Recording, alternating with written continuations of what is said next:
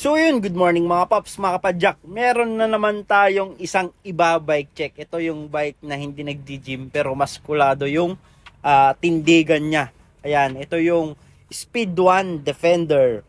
Siyempre lahat ng mga parts maskulado rin yung mga pinagsasalpak natin. Kasi nga ang Speed 1 Defender ay all mountain at pang enduro. Ayan, so titignan natin yung mga parts at tong mismong frame. Ayan, ito yung frame niya nakalagay, do whatever you want. Ayan, gawin mo kung ano ang magpapasaya sa'yo. Ayan, lalo na sa mga hard enduro na mga trail. Ayan. So ito yung Speed 1 Defender. Ayan. 29 by 15 small size kasi nga ang height lang ni sir is 5'4". Makikita nyo naman sa mga tubing niya kahit katukin mo solid, grabe. Nakalagay dyan, all mountain enduro. Tong chainstay niya, makikita nyo sa may bandang chain ring is solid. Ayan. Ginamitan natin ng weapon killer na pedal. Ayan, kasi may mga ano yan, knob para makapit sa sapatos. Dito naman tayo sa crankset, Jore 32 teeth. Kasi pag mga enduro naman, hindi naman nila kailangan ng mga malalaking ngipin. Kaya 32 teeth lang yan nilagay natin. Dito naman tayo sa kadena, original na Shimano. Kasi nga itong nilagay natin na group set caser is straight M6100 na naka 1/12. Dito naman sa sprocket niya, 1051. Meron siyang panghataw, meron din siyang ahunan. Ayan. Dito naman tayo sa RD M6100 na Jore. May kita nyo yan, pag hindi naka-clutch, medyo malambot. Pag naka-lock naman yung clutch niya is matigas at bagay yan sa mga tumatalon at lumilipad na mga jump. Ayan. So, dito naman tayo sa Speed 1 Sniper. Ayan, isinagad na natin sa hubs ni Sir. Matibay na tunog bilyonaryo pa. Ayan. Yan yung ratchet 150 teeth.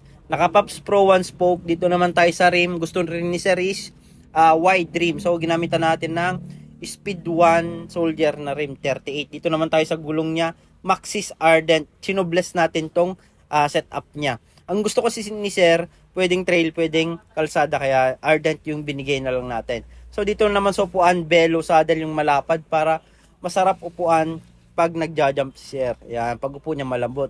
Saturn seat post, dito naman tayo sa headset, Cole, sealed bearing, carbon spacer. Dito tayo sa stem niya, in-upgrade natin to. 35 clamping neto yung mataba pang hard trail. Ayan, pati handlebar, ginamitan din natin ng 35 clamping neto. Ayan. Short stem and low rise handlebar. Dito tayo naman sa grip. In speed na grip. Ito yung parang may mga hams sa kabilaang dulo para hindi dumudulas o nag-overshoot yung kamay mo palabas ng handlebar. Jore M6100 na 2 finger. Ayan. Jore M6100 na shifter. Ayan. Malalaman nyo yung latest na Jore pag yung clamping niya is nasa bandang gitna niya. So, dito naman tayo sa harap niya. Ito yung isa sa pinaka-highlight ng bike na to. Ayan. Kita ko muna yung gano'ng kaganda yung Jore brake set natin na 2 finger na short lever. Napakaganda niyan, lalo na sa personal. Ito na yung isa sa pinaka-highlight natin. Ito yung Santur Durolax. Ayan, grabe. Itong fork na to, pwedeng enduro to. Ayun no. Hollow crown.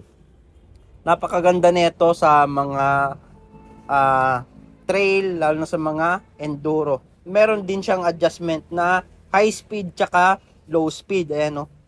Dito makikita na high end ang fork pag may mga ganyan. Dalawahan yung mga pihitan niya. Ang travel naman nito 160 travel.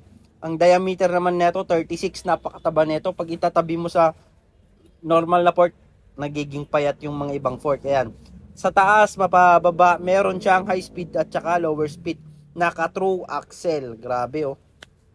Ito yung dating napakamahal na 26,000, ngayon dito sa shop namin binebenta namin ng 12,500. At dito rin sa rotor, na-upgrade din namin. Ang usapan kasi namin 160, kaya nakita ko masagwa, kaya ginawa natin harap likod naka 180 na.